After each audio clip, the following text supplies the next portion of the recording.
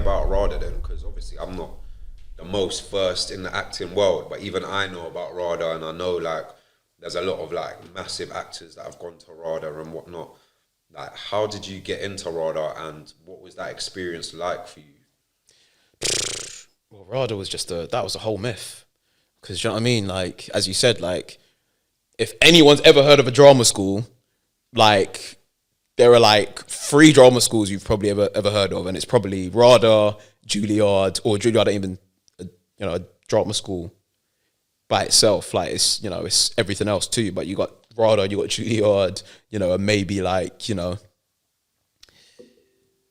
maybe I guess Lambda, somewhere like that. But like, yeah, that was from that time when I was, doing college or sixth form in South London, when I was at my dad's, and I just thought, I don't actually want to go to uni. I was doing all the UCAS shit, and I was just like, UCAS, blah, blah, blah, blah. And then it's just like one day I was just like, but I don't actually want to go to uni to study acting. It doesn't really make sense. Like, I probably want to go to a drama school. And I didn't know about all the other drama schools like Central and Guildhall that you can apply through UCAS. And the only one I knew was RADA. So I got the forms for the audition for the 3-year and the 1-year foundation. I filled them out, got the audition. I went to... How many people apply for these courses at any one time? A lot. There's a lot. It's definitely in the thousands. And there are, I think on my course there was 29 places. On the BA there's 30. So, but it's definitely in the thousands. 30 places. It's definitely in the thousands. I imagine each big drama school has the same kind of allocations. Yeah, so it's more or less the same as like your year group in a school. So it's your year, so your class in like a school. Like a Royal Rumble to get into them. That's a crazy amount of people all trying to fit into 30 places. Yeah, and somewhere there as well. Yeah, as you said, somewhere like a school where you got X amount of people who went there. Anthony Hopkins, Sean Bean, Adrian Lester. Like, you got all these people that went there.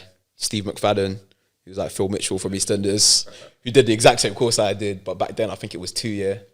So you got all them kind of people who went there. So it's like, So then again, when you get in there, you literally in your head, you're already a star in it, like in your mind, because you're like, oh my gosh, because everyone else, who goes, who wants to get into acting, that's the first place they want to go. And everyone else is sort of like, oh my God, like you went to RADA, and they almost put you on this pedestal sort of thing just from the name. It's like that name holds so much clout. It's crazy. How old was you when you got into that course? I was fresh out of drama school. I think I was 18. 18. Yeah, because that was going into RADA. That was the foundation course, wasn't it? Yeah. So you get into RADA, like it's like a school basically, no? Yeah. So what kind of like classes are you doing there? Like, for people that don't know nothing about RADA, or even like there's people might be watching this that are actors that want to know what it's like. Like, what's it like? Okay, to be honest, it's probably like most other drama schools, but like obviously again, I did all the Saturday schools and stuff, but not knowing exactly, it's different. There's a huge difference obviously from doing school plays and then going to like actual professional kind of training. Yeah. And then the classes you do are so like, you don't really see how much work there is until you go to like a drama school, and you're like, shit, there's a lot of work. There's a lot of work that goes into it. Like, that's why a lot of people sort of like at the drop of a hat when like, I want to become an actor, but I'm like, there's a lot of work that goes into it, and that's just like the text and the character stuff. Like, that's not even to do with like the amounts of rejection. Like, the kind of classes you do. I mean, one of my favorite classes is just animal studies, just because I think it's just fucking jokes. Animal studies. Animal studies is just fucking jokes. Like, what goes on in animal studies? I mean, more or less exactly how it sounds. Like, you're in a class for like an hour and a bit, and you're an animal. Like, that's not what I thought. Exactly how it sounds. Like, I'm studying animals. Like okay. Obviously, I knew it wouldn't be that, but you're an animal. Yeah, so you do study animals. Yeah, you study animals. You study their movement. You study how they walk. How they move, etc. They're different. They're kind of different tendencies. But the reason for it is because it it may or may not, but sometimes it might help you in performance with a certain character. If you're not really connecting with a certain character, you might just be like, do you know what? I don't know, what kind of animal is this? Would this person be? Okay. Like, okay. I feel like they move. How do they move? They move, kind of slow, but then you feel like they could strike at any moment. Or maybe they're like a snake. So like, if I'm moving like a snake, I don't need to necessarily get on the floor and wriggle like a snake, but like I can take like that movement or whatever, and then I can, It's mental as well. It's like it's tapping into that mental side where you're able to apply that into human form.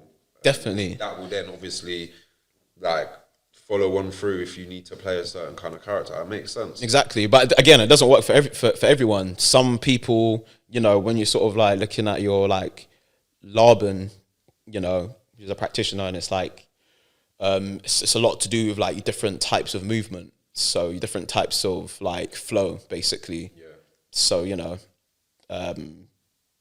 so like your flow, like your someone could move a certain way and maybe they're quite jittery, and you would say that that's like a kind of like a flick movement, or someone who's like, in how they walk, they're very direct, like they walk very straight and they walk boom, boom, boom, I'm going here, I'm going to the train station. And you say that's like maybe like quite a bound movement. Yeah. Do you know what I mean? So there's all those kind of lessons, and then you do like other acting classes, which would be like, say, Stanislavski, someone who brought in like the method, which is he's like a that kind of practitioner who had this, had a style called the method, which is a big thing in Hollywood.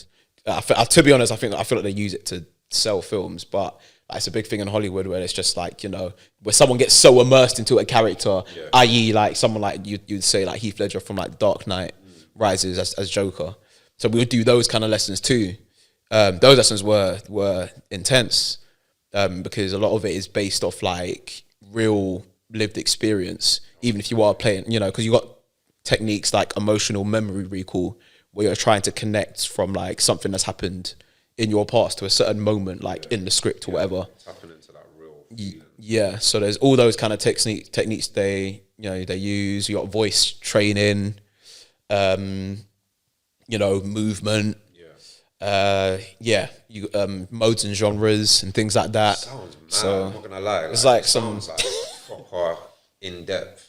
Like, and I would expect it to be as RADA, but like just hearing it is just like, it must have felt intense, especially at 18. Nah, it was, especially because the foundation obviously also is like, 3 years training condensed in 1 year. So it is very intense. You do a lot of Shakespeare.